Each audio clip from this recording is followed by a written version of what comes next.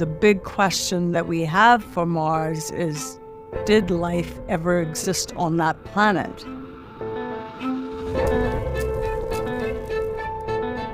These samples are going to give us that extraordinary evidence.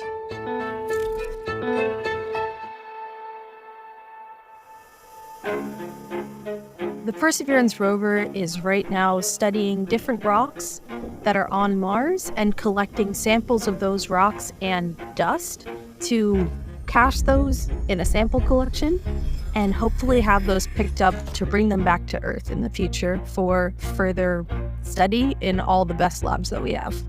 It's quite likely that in some of these potentially habitable environments that we've characterized very well on Mars, there might have been life that existed sometime in the very ancient past. That's the kind of environment that's being explored by Perseverance right now in Jezero Crater. Jezero Crater is really interesting for this mission because we think it's an ancient lake, and there's this delta that leads into the lake. And that's perfect because if you think of rivers that are on Earth, that's where all of these signs of life get sedimented and stored for really long periods of time. And we're looking for life that we think existed billions of years ago.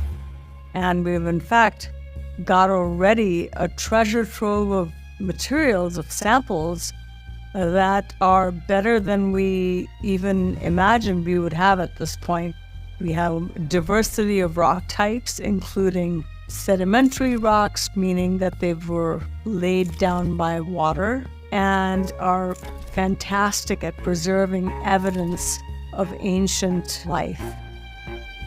We've also found and collected igneous rocks, which are actually molten magma that solidified and can tell us something about the early planetary evolution of Mars.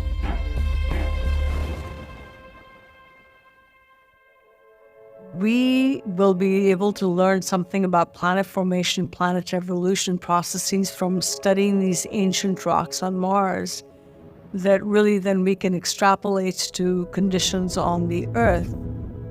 On planet Earth, there really isn't that preserved rock record.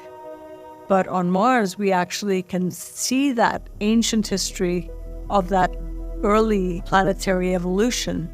How did planets form and evolve in the inner solar system? We will be able to get that from studying ancient Mars rocks. What we can do with this mission is go broad across the crater floor, delta front, upper fan, and beyond, and then go deep by hopefully getting those samples back and doing every type of analysis you can do. And for astrobiologists, that's the dream. You get the breadth, you get the depth, and you get all the context.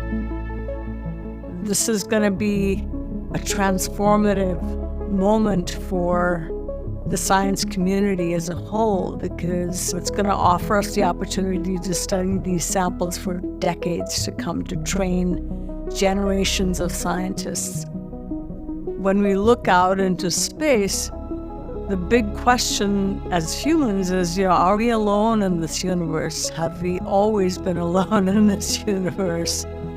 And these rocks will have really incredible stories to tell about the history of Mars and the possibility of ancient life on Mars.